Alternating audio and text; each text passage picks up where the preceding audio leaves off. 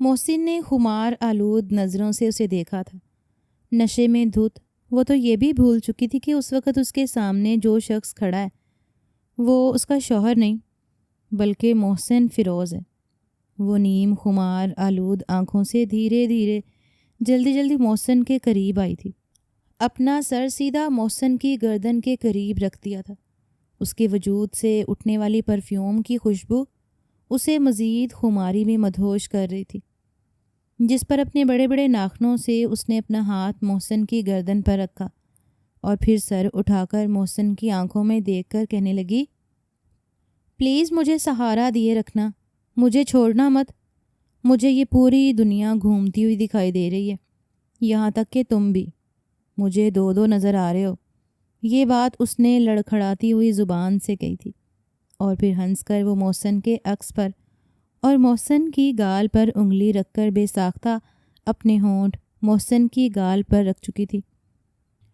اسے ایسا کرتے ہوئے ان لوگوں نے دیکھا تھا کچھ دیر پہلے جو وہاں پر شور شرابہ تھا۔ سبھی لوگ ڈانس میں مصروف تھے، جس پر دلربا شیخ جیسی انتہائی خوبصورت سی اکڑو اناپرست لڑکی کو محسن فیروز کی باہوں میں باہیں ڈال کر اس کا گال چومتے ہوئے دیکھا تو باقاعدہ کئی لوگوں نے اپنے موبائل اور کیمروں میں اس منظر کو محفوظ بھی کر لیا تھا۔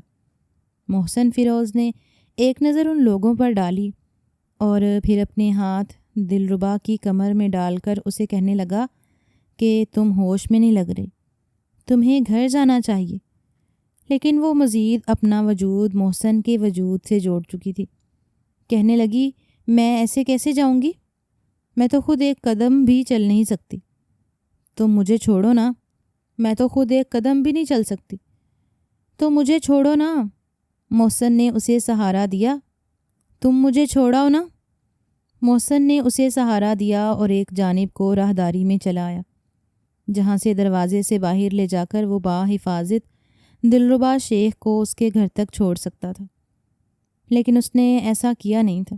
اس پارٹی اور مجمع سے بہت دور آ کر ایک نظر اس نے اپنے بازوؤں میں جھولتی ہوئی دلربا شیخ پر ڈالی اور پھر اپنے حصار میں اسے لے کر اس کے چہرے پر آئے بالوں کو ایک جھٹکے سے پیچھے کیا۔ آنکھیں موندے دلربا لڑکھڑا رہی تھی جب محسن نے اسے اپنے بازوؤں میں اٹھایا اور سیدھا ایک جانب وہ کمرے کی طرف چل دیا جو اس نے پہلے ہی ہوٹل میں بک کروا رکھا تھا۔ کمرے میں جانے کے بعد اس نے دلربا کو بیڈ کے قریب لا کر چھوڑ دیا۔ وہ لڑکھڑاتے ہوئے جا کر بیڈ پر گری تھی، پھر نشے کی حالت میں ہی کہنے لگی کہ اسے اتنی زور سے کیوں گرایا۔ اف میری کمر، مجھے درد ہو رہا ہے۔ مارے درد کے چلا کر دلربا اٹھ کر بیٹھی تھی، لیکن آنکھیں ابھی بھی بند تھیں۔ لیکن محسن تو آج کچھ اور ہی ارادے لے کر آیا تھا۔ اس نے کمرے کا دروازہ بند کیا اور خود کو ہر طرح سے آزاد کرتا ہوا سیدھا دلربا کے پہلو میں آ کر بیٹھ چکا تھا۔ وہ نشے میں دھت لڑکی جس قدر بے باک سا لباس پہن کر یہاں پر بیٹھی تھی، اس نے اپنے کندھوں سے اپنے شولڈرز کو تھوڑا کھسکا دیا، کبھی اپنی گردن پر ہاتھ پھیرتی تو کبھی اپنے کندھوں پر۔ کہنے لگی، محسن اے سی آن کرو، مجھے بہت زیادہ گرمی لگ رہی ہے۔ ایسا لگ رہا ہے جیسے مجھے کسی نے دہکتے ہوئے تندور پر بٹھا دیا ہو۔ پلیز محسن اے سی کو جلدی سے آن کرو۔ یہ سن کر محسن اس کے مزید قریب ہوا تھا، پھر کہنے لگا، ابھی آن کرتا ہوں اے سی۔ اتنا کہہ کر وہ کمر میں ہاتھ ڈال کر دلربا کو اپنے مزید قریب کھینچ چکا تھا۔ اس پل دلربا نے اپنی آنکھیں کھول کر محسن کو دیکھا جو اس کے سامنے بالکل موجود تھا، تو اگلے پل اس کی آنکھیں حیرت سے پھٹی کی پھٹی رہ گئی تھیں۔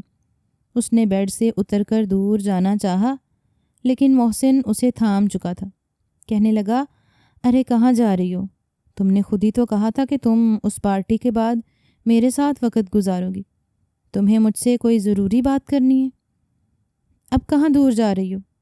نشے میں دھت دلربا ہنس کر کہنے لگی کہ ارے تم اتنے ہینڈسم لگ رہے ہو، مجھے خود پر کنٹرول نہیں ہو رہا۔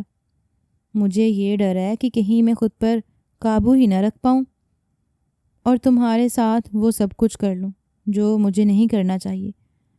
محسن کو اپنا تیر نشانے پر لگتا ہوا محسوس ہو رہا تھا۔ اس نے دلربا کو اپنے حصار میں لینے کے بعد مدہوشی کے عالم میں اس پر اپنی تڑپ لٹانا شروع کر دی تھی۔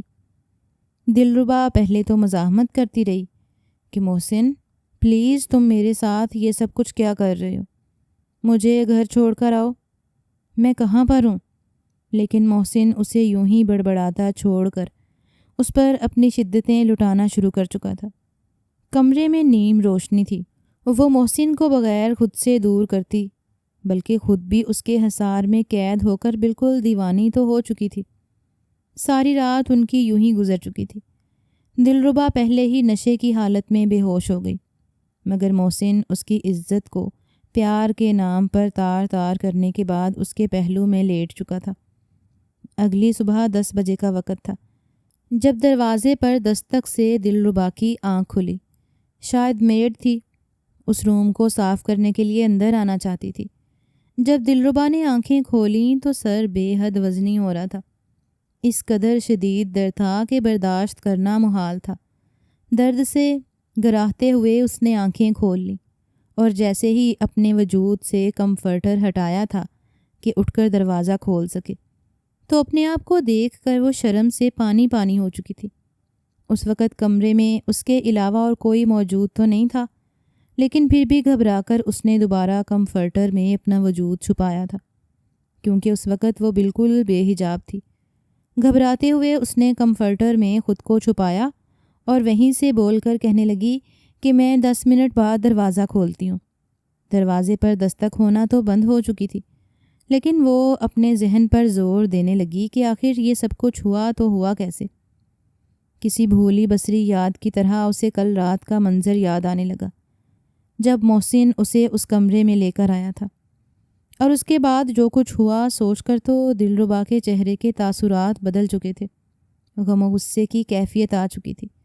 فوراً اس نے واش روم کی طرف دیکھا، لیکن وہ دروازہ بھی نہیں کھلا تھا۔ اس نے چلا کر کہا تھا کہ محسن تم کہاں ہو؟ Are you in washroom? وہ گھبرا کر انتہائی سنجیدگی سے بولی تھی، لیکن کوئی بھی جواب اسے پلٹ کر سنائی نہ دیا۔ سب سے پہلے تو اس نے واش روم میں جا کر فریش ہونے کے بعد اپنا حلیہ درست کیا تھا۔ جب آئینے میں خود کو دیکھا تو ابھی تک گردن پر سرخ نشان موجود تھے۔ اسے اب خود پر ہی غصہ آ رہا تھا کہ آخر کیسے وہ اس قدر شراب کے نشے میں دھت ہو گئی۔ آج سے پہلے اس نے کبھی بھی اس قدر نشہ کیا ہی نہیں تھا جتنا اس مرتبہ کر لیا تھا۔ درد کی لہریں ابھی بھی دماغ میں تھیں، لیکن محسن کہاں تھا؟ وہ یہی سوچتی ہوئی کمرے سے باہر آئی تو اس کا دھیان سامنے ڈریسنگ ٹیبل کی طرف گیا۔ آئینے پر ایک پرچی چپکی ہوئی تھی۔ غیر دانستہ طور پر جب دلربا جلدی جلدی آئینے کے پاس آئی اور جیسے ہی اس پرچی پر لکھے ہوئے الفاظ پر اس کی نظر پڑی تو وہ گھبرا چکی تھی۔ جو الفاظ اس پرچی پر جگمگا رہے تھے اس کے بارے میں تو اس نے کبھی سوچا ہی نہیں تھا کہ محسن اس کے ساتھ ایسا بھی کر سکتا۔ اس کا پورا وجود کانپ گیا۔ ساری نفرت، ساری انا، سارا غرور ایک طرف گرا کر وہ بس یہی سوچ رہی تھی کہ آخر محسن اس کے ساتھ ایسا کر بھی کیسے سکتا۔ بے یقینی سے بار بار وہ الٹ پلٹ کر اس پرچی کو دیکھ رہی تھی اور پھر وہیں روتی روتی فرش پر بیٹھ گئی۔ وہ اپنے بالوں کو نوچ رہی تھی۔ غصے سے اس نے اپنے پاؤں سے جوتی اتار کر دور پھینکی تھی۔ آنکھیں بند کیے رو رو کر وہ بس ایک یہی بات کہہ رہی تھی کہ آخر کیوں اس نے اپنا سٹینڈرڈ اس قدر گرایا کہ محسن جیسا شخص اس کے ساتھ اتنا بڑا کھیل کھیل گیا۔ دلربا سر پکڑ کر بیٹھ چکی تھی۔ اس نے ہوٹل کا بل پے کیا اور بڑی مشکل سے چلتی ہوئی پارکنگ میں اپنی گاڑی تک آئی تھی۔ ہوٹل کا سارا عملہ بڑی عجیب نظروں سے اسے دیکھ رہا تھا، کیونکہ کل رات جس قدر مدہوشی میں وہ جو کچھ کر چکی تھی ہر کوئی جانتا تھا۔ کچھ ویٹرز تو بڑے طنزیہ انداز میں مسکراتے ہوئے اسے دیکھ رہے تھے، کیونکہ جس پل دلربا شیخ اس ہوٹل میں آئی تھی تو بڑی ہی نخریلی انداز میں اس نے ہوٹل میں قدم رکھا تھا۔ مغربی لباس پہنے، نیم اریاں بازو دکھاتی، بال کھولے اپنے لچکاتی کمر کو بل دیتی۔ جب وہ داخل ہوئی تو ایک ویٹر اس کی ادا پر اپنا ہوش کھو بیٹھا تھا۔ ہاتھ میں کولڈ ڈرنک پکڑے ہوئے تھی۔ کولڈ ڈرنک کا ایک قطرہ بھی دلربا کے کپڑوں پر نہیں گرا تھا۔ پھر بھی اس نے ویٹر کی اتنی بے عزتی کی تھی کہ ویٹر کے کانوں سے دھواں نکلنے لگا تھا، مگر چونکہ حیثیت میں جو کم تھا اس لیے دلربا سے کچھ کہہ نہیں پایا تھا۔ مگر اب دلربا کو یوں سرخ چہرہ لیے سر جھکائے جاتے دیکھا تو اس کے کلیجے میں کہیں نہ کہیں ٹھنڈ ضرور پڑی تھی۔ دلربا اپنے گھر گئی تو سامنے ہی لاؤنج میں ایک میلہ سا لگا ہوا تھا۔ اس کے ماموں ممانی وہیں پر آئے بیٹھے تھے۔ ایک پل کو گھبرا کر اس نے اپنے آپ کو دیکھا، لیکن پھر اب مرتی کیا نہ کرتی۔ آگے بڑھتی ہوئی سیدھا ان سے سلام کرتی اپنے کمرے کی طرف چلی گئی۔ تو ممانی کا تو منہ کھلے کا کھلا رہ چکا تھا۔ کتنی ہی دیر تو وہ پلکیں جھپکنا بھول چکی تھی۔ گھبرائے ہوئے انداز میں دلربا کی ماں کہنے لگیں کہ بھابھی یہ لیجئے، مجھے نگٹس اسپیشل میں نے آپ کے لیے بنائے ہیں، آپ چکھ کر دیکھیے۔ نمک تو میں نے آپ کے مزاج کے مطابق بہت کم ہی ڈالا، لیکن بھابھی صاحبہ تو اپنی ہونے والی بہو کو دیکھ کر اپنی پلکیں جھپکنا بھول چکی تھی۔ دلربا کی ماں کو مکمل طور پر نظر انداز کرتی اپنے شوہر کے بازو پر چٹکی کاٹ چکی تھی۔ آنکھوں ہی آنکھوں میں کہنے لگی کہ اس لڑکی کو تم اپنی بہو بنانا چاہتی ہو؟ حالت دیکھی ہے تم نے اس کی؟ ہم جو چادر لیے بغیر گھر سے باہر نہیں نکلتے، اور یہ لڑکی کیسے بے حیاؤں کی طرح اس قدر بے باک لباس پہن کر گھر میں داخل ہو رہی ہے۔ آخر تھی کہاں یہ؟ جب ممانی نے یہ سوال کیا تو ایک پل کو دلربا کے قدم رکے تھے، لیکن اس نے پلٹ کر پیچھے دیکھا نہیں تھا، کیونکہ وہ اس وقت کسی کو بھی جواب دینے کی کنڈیشن میں نہیں تھی۔ بھاگ کر سیدھا اپنے کمرے میں گئی تھی۔ کمرہ بند کرنے کے بعد ایک مرتبہ پھر محسن کو کالز پر کالز ملا رہی تھی، لیکن اس کا یہ نمبر مسلسل بند جا رہا تھا۔ اس کے وزٹنگ کارڈ پر لکھے ہوئے دونوں نمبر ہی بند جا رہے تھے، اور باہر دلربا کی ماں اپنا سر پکڑ کر بیٹھ چکی تھی۔ نہ جانے یہ لڑکی اور کیا کیا دکھائے گی۔ رفاقت صاحب نے ایک شکایتی نظر اپنی بہن کی طرف ڈالی، کہنے لگے باجی یہ کیا طریقہ ہے؟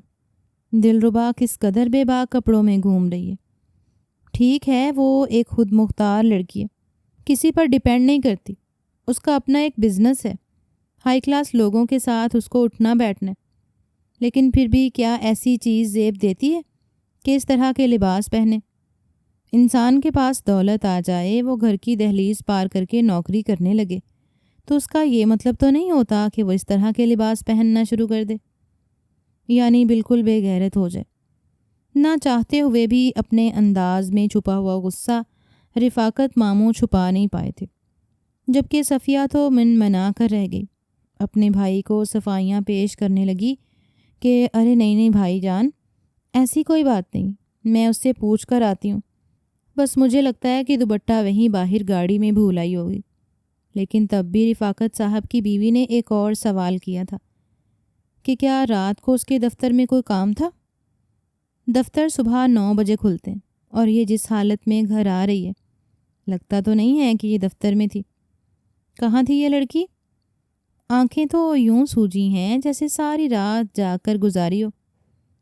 اس کی ممانی کے سوال پر صفیہ بیگم گھبرا چکی تھی۔ ان کے پاس تو صفائی ختم ہو چکی تھی جن سے وہ اپنے بھائی اور بھابھی کو یقین دلا سکتی کہ ایسا کچھ نہیں ہے۔ دونوں کچھ دیر تو وہاں پر بیٹھے رہے، لیکن پھر یوں ہی منہ پھیلائے اس گھر سے جا چکے تھے۔ صفیہ بیگم تو سر پکڑ کر رہ گئیں، سیدھا پلٹ کر کمرے میں آئیں اور دروازہ کھول کے اندر داخل ہوئیں۔ ابھی تک بیڈ پر سر پکڑے دلربا بیٹھی تھی۔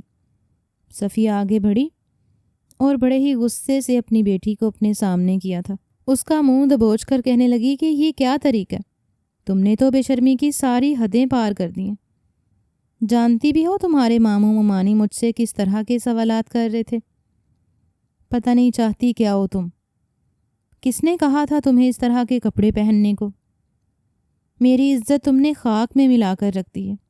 نہیں چاہیے مجھے ایسا پیسہ جس کے عوض مجھے خاندان بھر میں اپنی نظریں شرمندگی سے جھکانا پڑیں۔ کہاں تھی تم ساری رات؟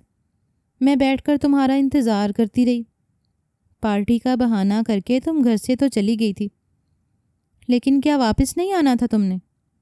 مجھے انفارم کیوں نہیں کیا کہ تم رات وہیں پر رہنے والی ہو؟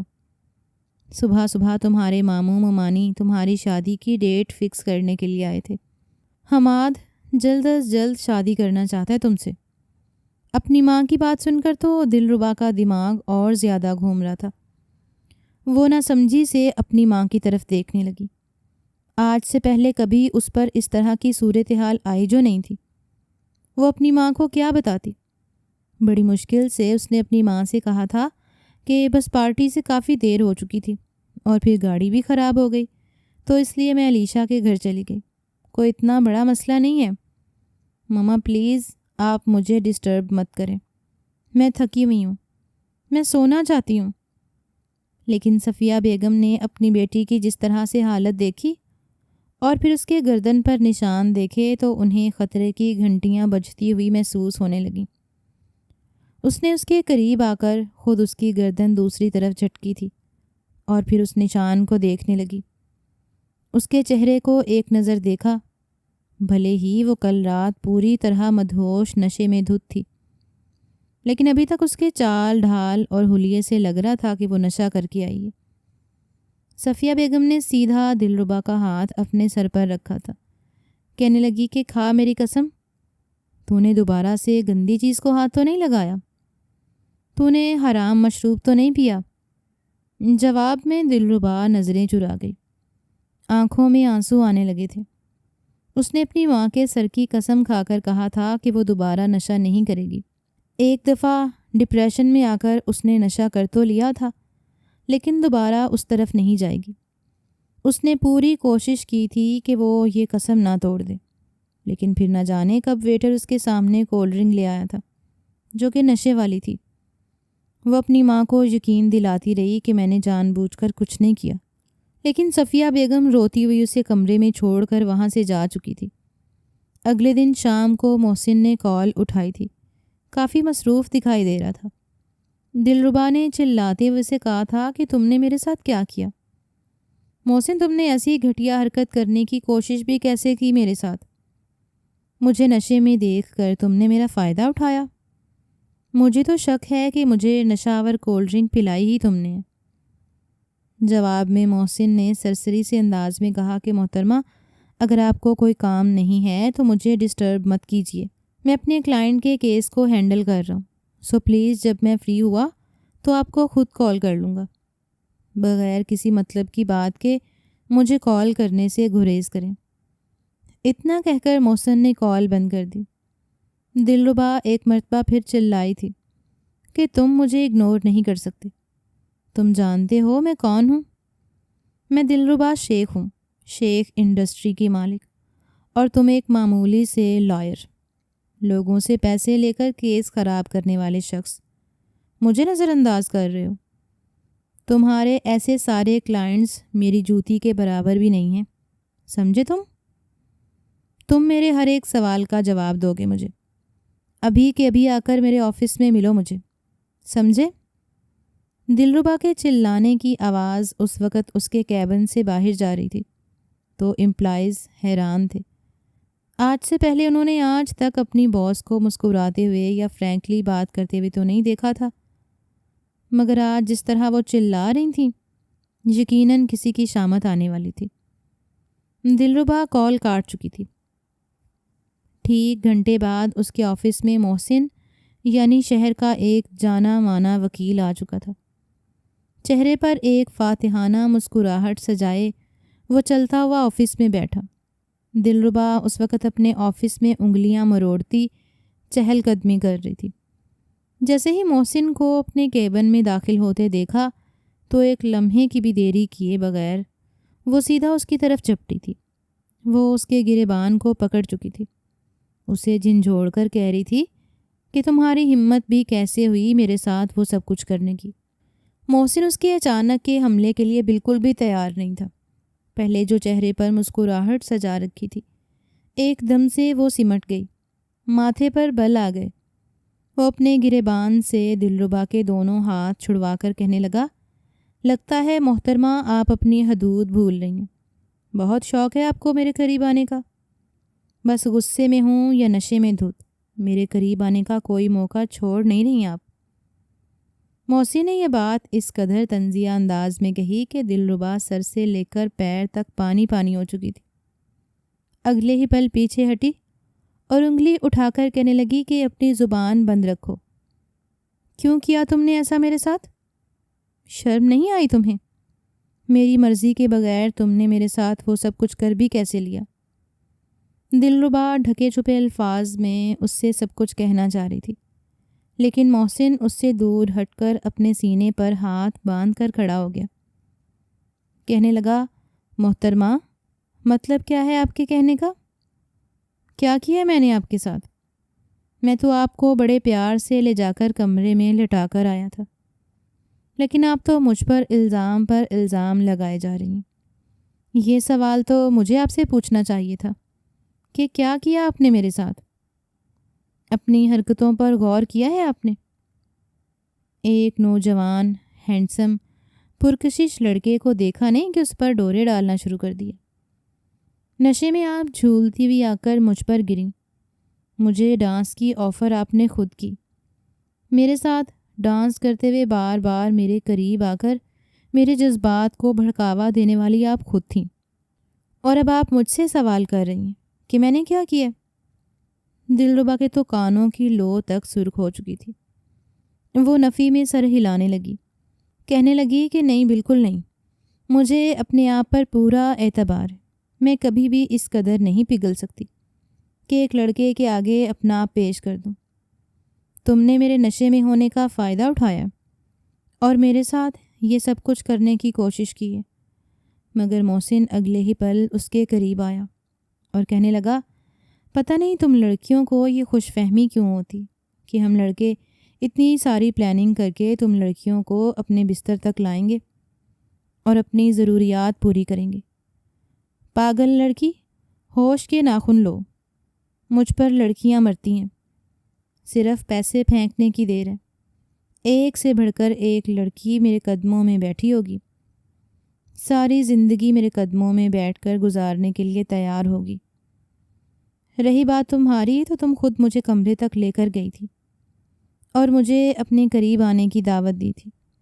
میں تمہیں چھوڑ کر اس ہوٹل کے کمرے میں چلا بھی جاتا، لیکن جب تم بار بار اصرار کر رہی تھیں کہ میں تمہارے ساتھ وہ سب کچھ کروں، تو پھر بتاؤ میں کیوں انکار کرتا؟ دلربا تو اس وقت کو پچھتا رہی تھی جب اس نے محسن کو وہاں پر بلایا تھا، جب دلربا کا رشتہ اس کے ماموں کے گھر طے تھا۔ حماد اور وہ ایک دوسرے کو پسند کرتے تھے، دونوں کے بیچ اچھی انڈرسٹینڈنگ تھی، لیکن سالوں بعد واپس آنے والے محسن نے اس کے ساتھ یہ سب کچھ کیا کر دیا تھا؟ جب تک دلربا کو احساس ہوا تو بہت دیر ہو چکی تھی۔ محسن اس سے اچھی خاصی سنا کر پلٹنے ہی لگا تھا کہ جب دلربا فوراً آگے بڑھ کر محسن کا ہاتھ پکڑ چکی تھی۔ کہنے لگی کہ نہیں، جو کچھ ہوا جانے انجانے میں ہوا یا جان بوجھ کر ہوا، لیکن میں اب تمہیں ایسے جانے نہیں دے سکتی۔ تمہیں مجھ سے نکاح کرنا ہوگا۔ تم آج شام ہی اپنے گھر والوں کے ساتھ میرے گھر آؤ گے، میرا رشتہ مانگو گے اور میں تم سے شادی کروں گی۔ محسن ہنس ہنس کر کہنے لگا، کیا پاگل ہو گئی ہو؟ میں تم سے شادی کیوں کروں گا؟ میری پہلے ہی ایک لڑکی کے ساتھ منگنی ہو چکی ہے۔ کیا پاگل ہو گئی ہو تم؟ محسن ہنستا ہوا وہاں سے جانے لگا تھا، لیکن دلربا پر تو جیسے شیطان سوار ہو چکا تھا۔ وہ چیخ چیخ کر کہہ رہی تھی کہ تم ایسے نہیں جا سکتے، تم نے میری زندگی برباد کر دی ہے۔ سبھی لوگ اپنا کام چھوڑ کر دلربا کی طرف دیکھ رہے تھے۔ جب اس ہنگامے پر محسن واپس پلٹا اور پھر آفس میں آنے کے بعد دلربا کو گردن سے تھام چکا تھا، وہ جا کر پیچھے ٹیبل سے لگی تھی، ایک ہاتھ اپنی پینٹ کی جیب میں ڈالے، دوسرا ہاتھ وہ دلربا کی گردن پر رکھے۔ اسے صرف اتنا بولا تھا، بہت شوق تھا نا پوری یونیورسٹی کے سامنے محسن فیروز کو تھپڑ مارنے کا۔ بڑی اکڑ ہے نا تم میں، بڑی مغرور بنی پھرتی ہو۔ مجھے تھپڑ مار کر خود کو مہان ثابت کرنے کا شوق ہے نا تمہیں، اب کرو خود کو مہان ثابت۔ تھپڑ مارنے کے بعد تم یہ سمجھی تھی کہ میں اتنا جلدی سب کچھ بھول جاؤں گا، اور تم جیسی سو کالڈ دلربا شیخ کے ساتھ چما چاٹی کر کے نکاح بھی کر لوں گا۔ شاید تم ابھی تک سمجھی نہیں، میں نے تمہیں اس تھپڑ کا جواب دیا جو تم پوری یونیورسٹی کے سامنے مجھے مار کر گئی تھی۔ اور ہاں، شادی ہے نا تمہاری؟ کانگریچولیشنس۔ مجھے تو افسوس ہو رہا ہے تمہارے ہونے والے شوہر کے لیے، کیا کیا خواب سجا رکھے ہوں گے اس نے تمہیں لے کر۔ لیکن سہاگ رات کو جب اس پر حقیقت کھلے گی تو بیچارہ نہ دائیں کا رہے گا نہ بائیں کا۔ محسن تو کہکا لگاتا دفتر سے جا چکا تھا، جبکہ دلربا تو یوں تھی جیسے کاٹو تو خون نہ نکلے۔ اسے کئی سال پہلے کے مناظر یاد آنے لگے، وہ مناظر جن کے بارے میں وہ کب کا بھول چکی تھی۔ دلربا اپنی پوری کلاس کی سب سے ذہین اور قابل لڑکی تھی، مگر اسی کے ساتھ انتہائی مغرور اور غصے والی بھی تھی۔ ذرا سی غلطی پر پورا آسمان سر پر اٹھا لینا دلربا کا پسندیدہ مشغلہ تھا۔ اس کا 2nd سیمسٹر چل رہا تھا جب وہ اپنی سہیلیوں کے ساتھ کلاس اٹینڈ کرنے کے بعد کینٹین کی طرف آ ہی رہی تھی کہ سامنے 4-5 لڑکوں کا گروپ فٹ بال کھیلتا ہوا سیدھا ان کی طرف آیا۔ فٹ بال کی چھینا چپٹی میں ایک لڑکا بغیر یہ دیکھے کہ سامنے لڑکیوں کا ٹولہ آ رہا ہے، پاؤں پھسلنے کی وجہ سے سیدھا آ کر دلربا سے ٹکرایا تھا۔ دلربا اچانک سے اس پہاڑ نما لڑکے سے ٹکرانے پر اس سے پہلے ہی دیوار سے جا لگتی۔ وہ لڑکا خود ہی آگے بڑھ کر دلربا کو تھام چکا تھا۔ وہ اسے کندھوں سے تھام کر صرف اتنا ہی بولا تھا کہ یار سوری، اور پھر اسے وہیں چھوڑ کر دوبارہ فٹ بال لیتا سامنے گول کر گیا۔ گول کرتے ہی اس لڑکی کی ٹیم میں شامل لڑکے تو چیخنے چلانے لگے تھے، مگر دلربا کا تو پارا ہائی ہو گیا۔ غصے کے مارے اس نے اپنا بیگ وہیں پر پٹکا۔ اس کی سہیلیاں اسے روک رہی تھیں۔ ارے دلربا رک جاؤ، کہاں ان لڑکوں سے الجھنے جا رہی ہو؟ دیکھتی نہیں وہ کیسے شکل سے ہی مسٹنڈے لگ رہے ہیں؟ لیکن دلربا اپنی سہیلی کا ہاتھ اپنے کندھے سے جھٹکتی سیدھا گراؤنڈ میں ان لڑکوں کے پاس گئی اور جا کر چٹکی بجا کر اس لڑکے کو مخاطب کرنے لگی۔ چٹکی بجنے کی آواز پر اس نے پلٹ کر دلربا کی طرف دیکھا تھا۔ کہنے لگا، کیا ہوا تمہیں؟ فٹ بال کھیلنی ہے تمہیں بھی؟ اس بات پر پیچھے کھڑے لڑکے ہنس پڑے تھے۔ تبھی ایک لڑکا مذاق اڑاتے ہوئے کہنے لگا، ارے یہ تو خود ہی ہمارے بیچ چھوٹی گیند جیسی ہے، یہ کہاں فٹ بال کھیلے گی؟ اور اس کی تو ہائٹ ہی اتنی نہیں ہے کہ یہ گول کر سکے۔ اس بات پر وہ 4-5 لڑکے تالی بجا کر ہنسے تھے، مگر دلربا نے مارے غصے کے سامنے کھڑے لڑکے کو گریبان سے پکڑ لیا تھا۔ گریبان سے پکڑ کر مقابل کو اس کی اوقات یاد دلانا تو دلربا بڑے اچھے سے جانتی تھی۔ کالر سے پکڑ کر اتنی زور سے اس نے اسے دھکا دیا کہ وہ جا کر گراؤنڈ میں گرا تھا۔ اپنے چہرے پر آئے بالوں کو وہ پیچھے جھٹک کر کہنے لگا، آئندہ کے بعد میرے راستے میں آنے کی یا مجھے دھکا دینے کی کوشش کی تو تمہارا وہ حشر کروں گی کہ یاد رکھو گے۔ دلربا شیخ نام ہے میرا۔ ایک مرتبہ جو میری آنکھوں میں کھٹک جائے وہ مرتا مر جائے۔ دلربا اسے اپنے سامنے خاک برابر بھی نہیں سمجھتی۔ دلربا کا یہ ڈائلاگ سن کر وہ لڑکا تو اپنے ہوش و حواس کھو چکا تھا۔ فوراً آنکھیں میچ کر دوبارہ کھولی، گویا یقین کرنے کی کوشش کر رہا ہو کہ چٹانک بھر کی لڑکی اسے ہی دھمکی دے کر چلی گئی۔ اس نے ہاتھ جوڑ کر اٹھ کر ہنس کر اس لڑکی کو جاتے دیکھا، پھر کہنے لگا، او ہیلو مس دلربا شیخ صاحبہ، سوری، لیکن کیا ہے نا، جتنی آپ کی ہائٹ ہے مجھے آپ چلتی ہوئی نظر ہی نہیں آئی تھیں، ورنہ ضرور آپ کو دیکھ کر میں راستہ بدل لیتا۔ اگلی دفعہ جب کالج آؤ تو ہیلز پہن کر آنا، ورنہ ایسے ٹکراؤ کے لیے تیار رہنا۔ اتنا کہہ کر انتہائی غصے سے اس نے فٹ بال زمین پر مارا تھا اور اپنے ٹولے کے ساتھ وہاں سے جانے لگا۔ اس کی سہیلیاں تو سر پکڑ کر بیٹھ گئیں، کہنے لگیں کہ ارے وہ محسن ہے، جانتی بھی ہو اس پورے کالج میں کسی کی ہمت نہیں ہے کہ اس کے سامنے زبان بھی چلا سکے۔ اس کا باپ جانتی ہو کیسا انڈر گراؤنڈ ڈان بنا پھرتا ہے؟ تمہاری اس سزا پر نہ جانے وہ کیا کرتے، تم بلا وجہ الجھتی پھرتی ہو۔ لیکن دلربا اپنی سہیلیوں کو پیچھے چھوڑتی غصے سے کینٹین میں آ کر بیٹھ چکی تھی۔ بار بار وہ منظر اس کی آنکھوں کے سامنے لہرا رہا تھا جب اس نے اسے دھکا دیا تھا۔ منہ میں بڑبڑا کر جتنی بھی گالیاں اسے یاد تھیں وہ اسے دیے جا رہی تھی۔ مگر ٹھیک 2 دن بعد ایک مرتبہ پھر کچھ ایسا ہی ہوا۔ اس روز دلربا کلاس میں بیٹھی لیکچر لے رہی تھی۔ یہ فزکس کا لیکچر تھا۔ اس کے ساتھ مقابل بینچ پر محسن بیٹھا ہوا تھا۔ دونوں ہی اس بات سے انجان تھے، لیکن تبھی محسن نے جیسے پین اٹھایا تاکہ وہ نوٹس بنا سکے تو اچانک پین اس کے ہاتھ سے چھوٹ کر گر گیا۔ پین سے نکلنے والی انک سیدھا جا کر دلربا کے سفید ٹراؤزر پر گری تھی، وہ جو اپنے کپڑوں پر ایک سلوٹ بھی برداشت نہیں کرتی تھی۔ انک کو گرتا دیکھ کر غصے سے اس نے سامنے دیکھا۔ ایک مرتبہ پھر محسن کو بیٹھے دیکھ کر وہ چلا اٹھی تھی۔ غصے سے کہنے لگی کہ کیا تمہیں نظر نہیں آتا؟ یہ کیا، تم نے میرا سارا ٹراؤزر خراب کر دیا۔ پروفیسر بھی ان دونوں کی طرف متوجہ ہوئے تھے، بار بار کہہ رہے تھے کہ دلربا یہ کلاس روم ہے، کوئی منڈی بازار نہیں۔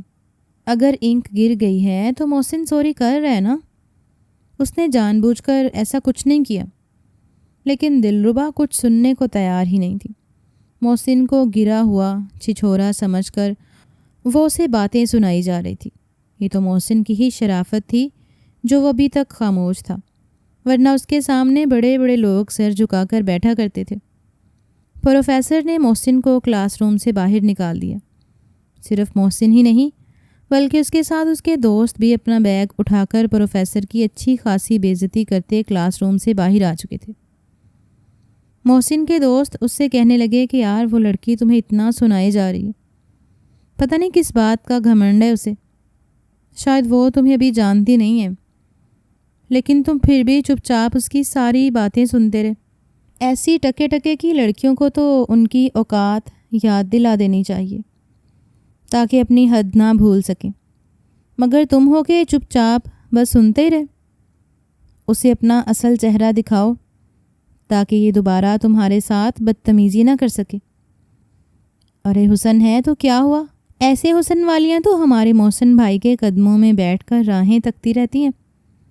محسن کا ایک دوست کہنے لگا تو محسن نے ایک انتہائی غصے بھری نگاہ اپنے دوست پر ڈالی تھی۔ کہنے لگا اسے گھمنڈ ہے اپنی پڑھائی پر، اپنی ذہانت پر اور اپنے اسٹیٹس پر۔ شاید جانتی نہیں ہے کہ محسن فیروز نام کس بلا کا ہے۔ 2 مرتبہ یہ میرے ساتھ بدتمیزی کر چکی، لیکن اب تیسری مرتبہ اگر اس نے میرے ساتھ کچھ غلط کیا تو پھر میں اسے ایسا مزہ چکھاؤں گا کہ کہیں منہ دکھانے کے قابل ہی نہیں رہے گی۔ محسن نے قسم تو کھا لی تھی، لیکن دوبارہ ان دونوں کا آپس میں ٹکراؤ ہی نہ ہوا۔ اگر محسن اپنے سامنے دلربا کو آتا دیکھتا تو وہ راستہ بدل لیتا، ٹھیک ویسے ہی اگر دلربا محسن کو دیکھتی تو وہ اپنا راستہ تبدیل کر لیا کرتی تھی۔ کئی سیمسٹرز یوں ہی گزر گئے، لیکن جس روز ان کا آخری پیپر تھا اس روز ان کا اچھا خاصا ٹکراؤ ہو چکا تھا۔ ہوا کچھ یوں تھا کہ آخری پیپر کے بعد پوری کلاس میں ایک ساتھ پارٹی کرنے کا پلان بنایا تھا۔ پارٹی کی تمام تر تیاریاں بھی کر لی گئی تھیں۔ سبھی اسٹوڈنٹس کافی تیار ہو کر یونیورسٹی میں آئے تھے۔ دلربا نے بھی سرخ رنگ کی میکسی پہن رکھی تھی۔ ایک جالی دار دوپٹہ تھا جو اس نے اپنے بازو پر لٹکا رکھا تھا۔ بال کھلے تھے۔ اس وقت وہ کسی اپسرا سے کم نہیں لگ رہی تھی۔ جہاں سے بھی گزرتی سب کی نظریں اس کی جانب اٹھ رہی تھیں۔ کتنے ہی لڑکے تھے جو اسے دیکھ کر آہیں بھر رہے تھے، اس سے بات کرنا چاہتے تھے، مگر دلربا کسی کو کھاتے میں نہیں لا رہی تھی۔ وہ اپنی سہیلی کے ساتھ گجرے کے اسٹال کے پاس کھڑی تھی، پیپرز کے بارے میں بات کر رہی تھی کہ آخری پیپر بھی اچھا ہو گیا، بس پروفیسرز نمبر لگانے میں کنجوسی نہ کریں۔ وہ بھی انہی باتوں میں مشغول تھی کہ جب محسن اس کے پیچھے سے گزرا۔ اس کے تو فرشتوں کو بھی خبر نہیں تھی کہ دلربا کھڑی ہے۔ مگر جیسے ہی وہ اس کے قریب سے گزرا تو اچانک ہوا سے دلربا کا اٹھتا ہوا جالی دار دوپٹہ اس کے ہاتھ میں موجود چاندی کے بریسلٹ میں پھنس گیا۔ وہ اپنے ہی دھیان میں لمبے لمبے قدم بھرتا آگے بڑھ رہا تھا، لیکن اس کے ساتھ ہی دلربا کے گلے میں موجود جالی کا دوپٹہ بھی سرکتا چلا گیا۔ دلربا نے اپنے گلے میں ہاتھ ڈال کر اپنے دوپٹے کو روکنا چاہا تھا، لیکن وہ تو محسن کے بریسلٹ کے ساتھ سرکتا چلا گیا۔ جب تک محسن کو اس کا احساس ہوا بہت دیر ہو چکی تھی۔ غصے سے دلربا اس کی طرف بڑھی اور بغیر کچھ بھی جانے سنے ایک زناٹے دار تھپڑ اس نے محسن کے منہ پر مار دیا۔ تھپڑ مار کر وہ اس کے گریبان کو ایک مرتبہ پھر پکڑ چکی تھی۔ کالر کے بٹن ٹوٹ کر زمین پر گرے تھے۔ غصے سے کہنے لگی، گھٹیا انسان، ایسے گھٹیا پن کی امید تم سے ہی رکھی جا سکتی ہے۔ تمہیں شرم نہیں آتی؟ میں جب تمہیں منہ ہی نہیں لگاتی تم بہانے سے میرے قریب آنے کی کوشش کرتے ہو، ذلیل انسان۔ اتنا کہہ کر دلربا نے اپنا دوپٹہ جب اس کی بریسلٹ سے کھینچا تو وہ جالی دار دوپٹہ پھٹ چکا تھا۔ غصے سے وہ ایک مرتبہ پھر محسن پر چلائی تھی کہ تمہاری وجہ سے میرا برانڈڈ سوٹ خراب ہو گیا۔ عجیب و حیات انسان ہو، عقل نام کی چیز نہیں ہے کیا؟ ساری جگہ چھوڑ کر تمہیں وہیں سے کیوں گزرنا ہوتا ہے جہاں پر میں کھڑی ہوتی ہوں؟ محسن کی تو بس ہو چکی تھی۔ اس کا تو بس نہیں چل رہا تھا کہ وہ اس لڑکی کا منہ توڑ دے۔ ابھی اسے گردن سے پکڑتا اور جا کر دیوار میں دے مارتا۔ اس لڑکی میں آخر اتنی ہمت تھی کہاں سے جو خود کچھ اکھاڑ سکتی؟ مگر چونکہ اس وقت پوری یونیورسٹی کی نظر ان دونوں پر تھی۔ اگر محسن اپنی بے عزتی کا بدلہ لینے کی خاطر اس پر ہاتھ اٹھا بھی جاتا تو انگلیاں اسی پر اٹھنی تھیں۔ وہ بڑی مشکل سے بے عزتی اندر ہی اندر اتار گیا اور ایک گہری سانس خارج کر کے زبردستی چہرے پر مسکراہٹ سجا کر کہنے لگا کہ ٹھیک ہے، میری ہی غلطی، مجھے یہ بریسلٹ پہن کر آنی ہی نہیں چاہیے تھی جو تمہارے دوپٹے کو خراب کر گئی۔ میں معافی چاہتا ہوں۔ اتنا کہہ کر محسن وہاں پر رکا نہیں تھا، بلکہ وہاں سے سیدھا گھر کی طرف نکل آیا تھا۔ یہ اس کی آخری ملاقات تھی۔ اس کے بعد کئی سالوں تک دونوں آپس میں ملے نہیں تھے۔ باپ کے انتقال کے بعد دلربا اپنے باپ کا بزنس سنبھال چکی تھی اور بزنس کو عروج پر پہنچایا تھا، جبکہ وہیں دوسری جانب محسن شہر کا جانا مانا وکیل بن چکا تھا۔ آج تک محسن نے ہاتھ میں جو بھی کیس لیا تھا وہ لازمی جیتا تھا، چاہے پھر وہ کسی حق پر ہو یا باطل پر۔ اس بات کی آج تک محسن نے پرواہ نہیں کی تھی۔ بس لوگ نوٹوں کے بھرے بیگ لے آتے اور محسن سر توڑ محنت کر کے وہ کیس کو جتوا ہی دیا کرتا تھا۔ کئی سالوں بعد ایک بزنس ٹرپ پر جاتے ہوئے محسن سے دلربا کی دوبارہ ملاقات ہوئی تھی، وہ بھی اس لیے کہ جس کلائنٹ کے ساتھ کانٹریکٹ سائن کرنے کے بعد کنسٹرکشن کا کام شروع کیا جانا تھا، اس پر مقابل حریف کی طرف سے کیس چل رہا تھا۔ وہ کیس ہر حال میں کلائنٹ جیتنا چاہتے تھے تاکہ اس مقام کو اپنے منافع کے لیے استعمال کر سکیں۔ آج تک حلال حرام کی تمیز کیے بغیر وقت پیسوں پر کیس جیتنے والا ایک محسن فیروزی تھا۔ وہاں دوبارہ ملاقات محسن فیروز سے ہوئی تھی۔ وہ تو سمجھ رہی تھی کہ وقت کے ساتھ ساتھ ان ساری غلطیوں اور کوتاہیوں پر پانی پھر چکا ہوگا، لیکن محسن اس سے یوں بھی بدلہ لے سکتا ہے۔ وہ اس بارے میں کبھی سوچ نہیں سکتی تھی۔ رہ رہ کر اسے محسن کا ماضی یاد آ رہا تھا۔ اس روز جب وہ گھر گئی تو کافی بوجھل دماغ تھی۔ اس نے محسن کو شادی کی آفر کی تھی، لیکن محسن نے اسے دھتکار دیا تھا۔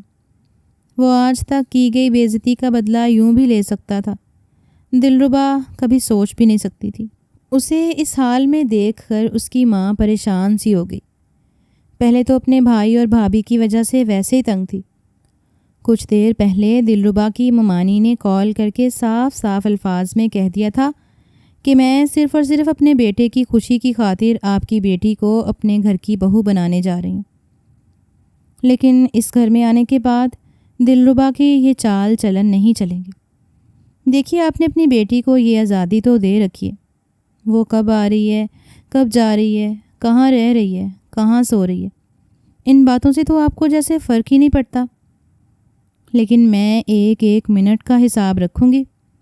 بلکہ حماد بھی تو آپ کے ہی بیٹے ہیں نا۔ شادی کے بعد سارا بزنس حماد ہی سنبھالے گا۔ میں نہیں چاہتی کہ میری بہو بننے کے بعد بھی یہ گھر میں رہ کر گھر کی ذمہ داریاں سنبھالنے کی بجائے آفس کے چکر کاٹتی پھرے۔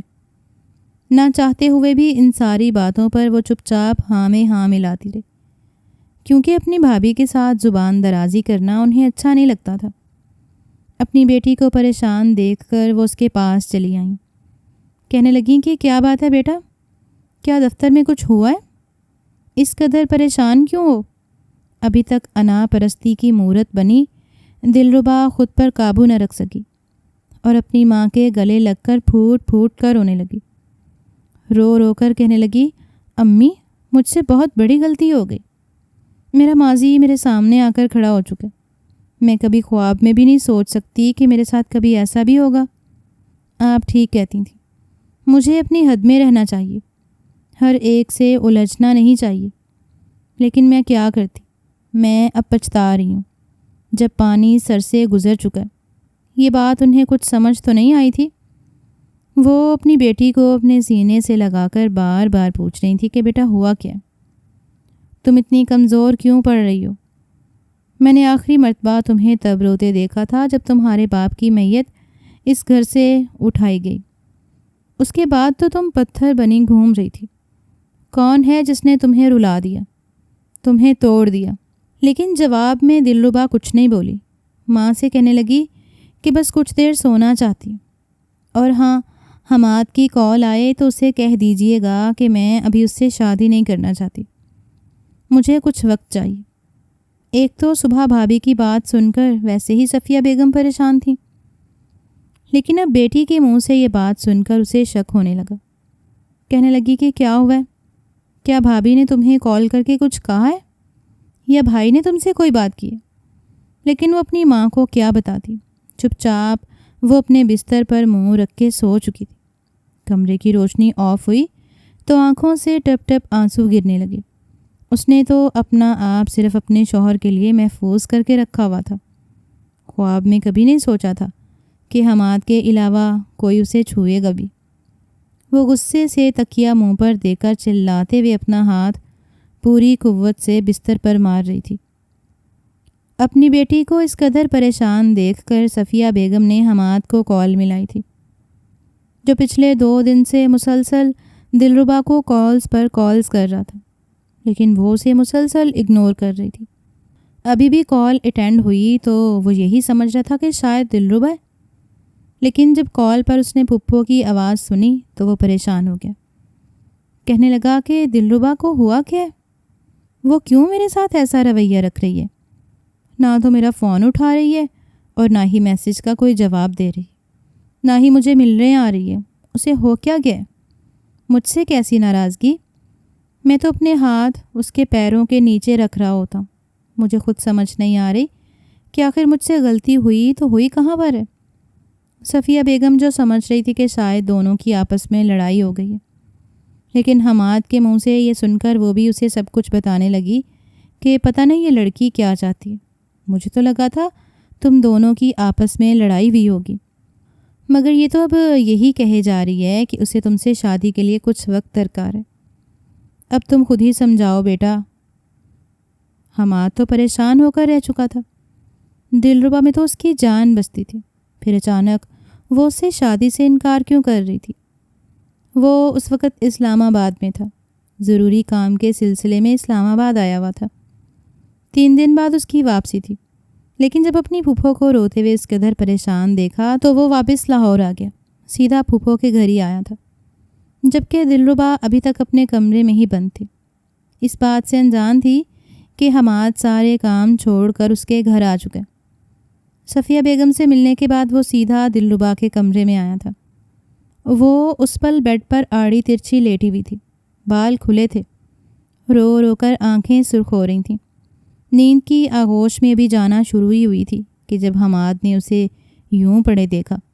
کتنے ہی دنوں بعد وہ دلربا کو اتنے قریب سے دیکھ رہا تھا۔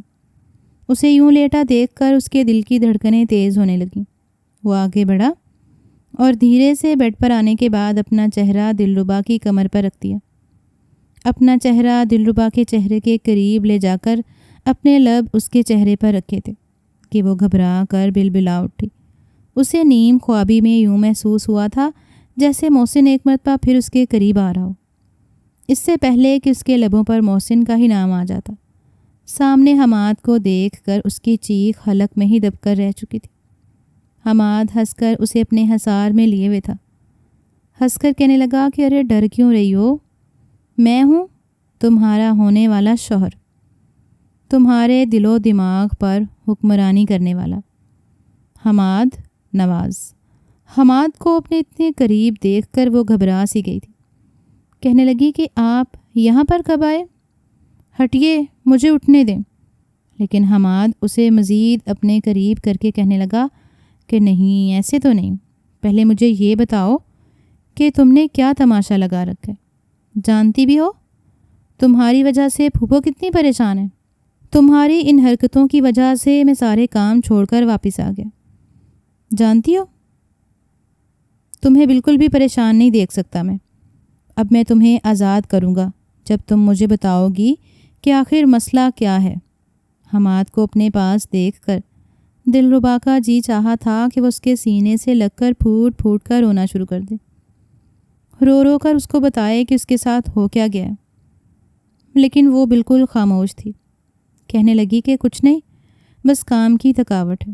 امی بلا وجہ خود بھی پریشان ہوتی ہیں اور تمہیں بھی کرتی ہیں۔ بدلا بدلا رویہ دیکھ کر وہ بھی تھوڑا حیران ہوا تھا۔ آج سے پہلے اتنی سیڈ دلربا کبھی حماد کو دکھائی نہیں دی تھی۔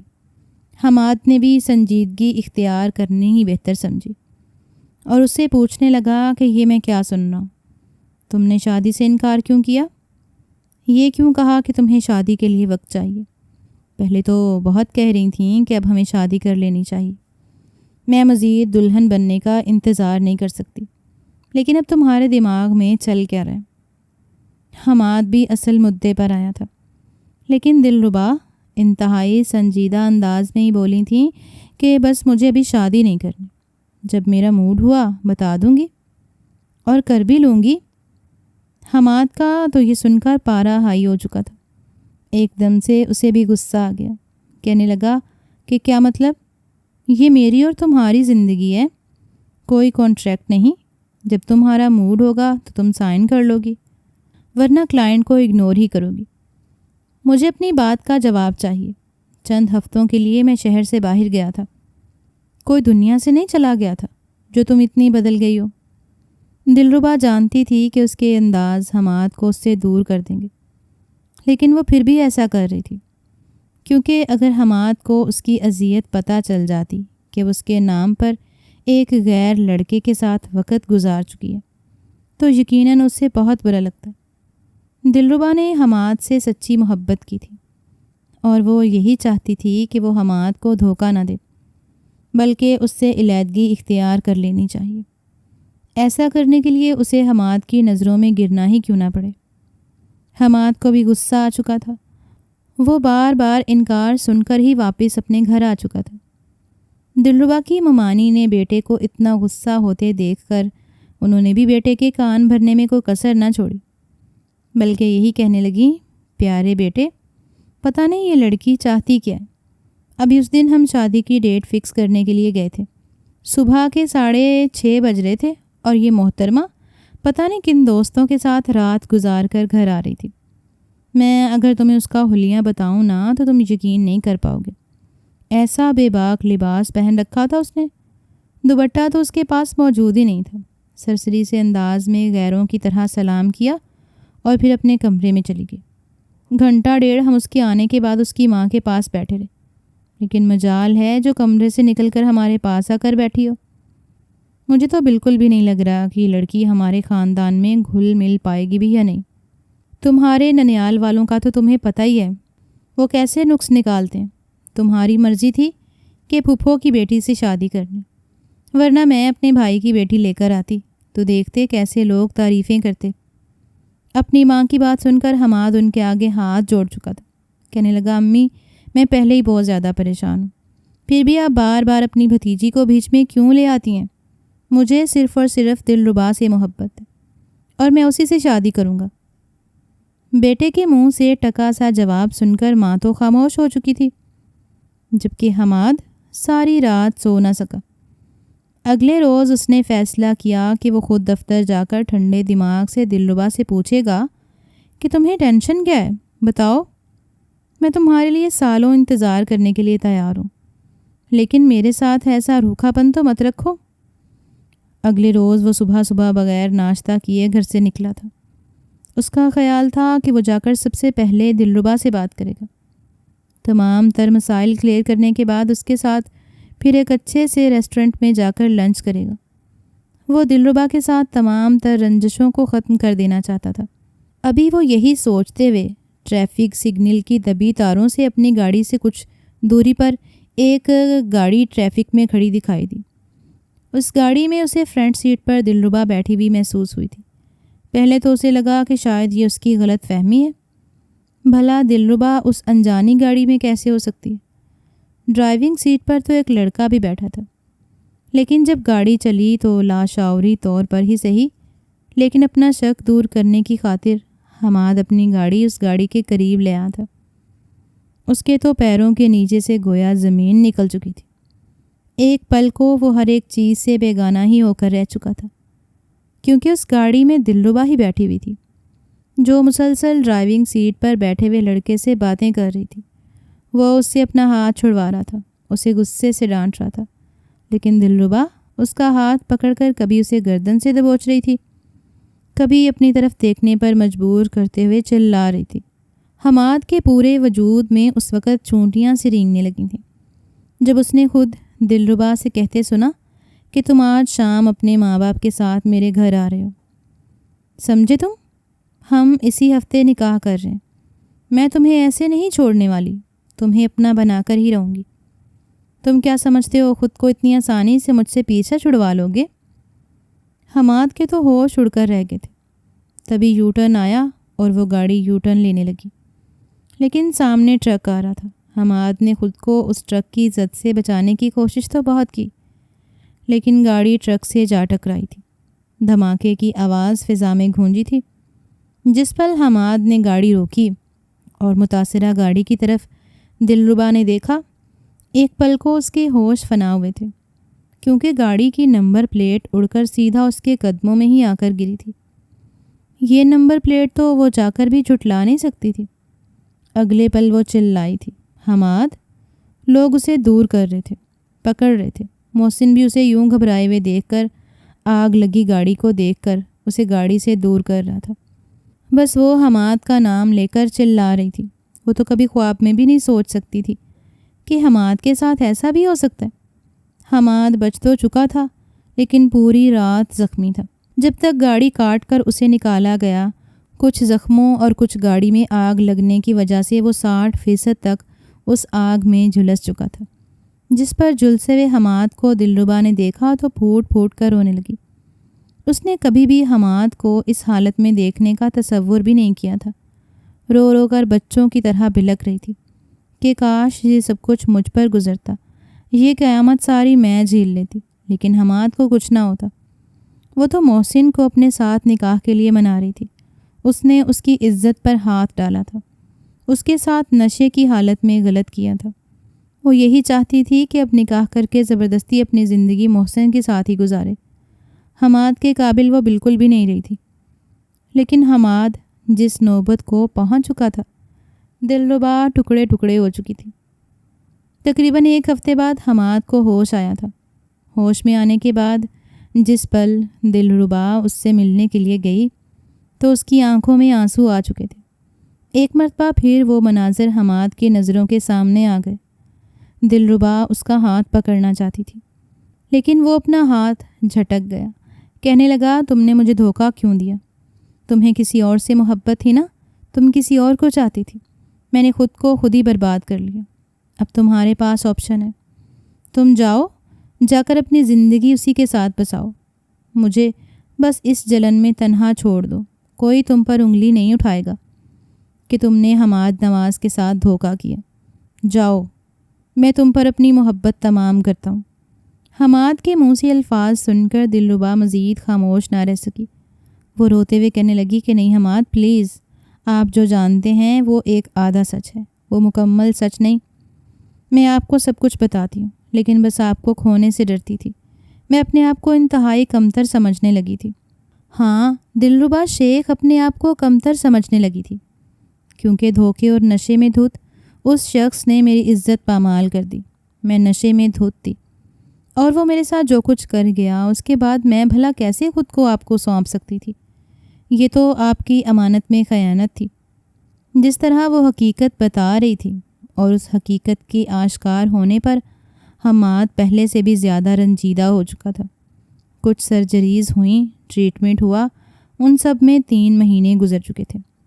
3 مہینے بعد جب حماد گھر واپس لوٹا تو قدرے بہتر ہو چکا تھا، لیکن پھر بھی اس کی گردن، اس کے بازو اور ہاتھوں پر جلنے کے نشان موجود تھے۔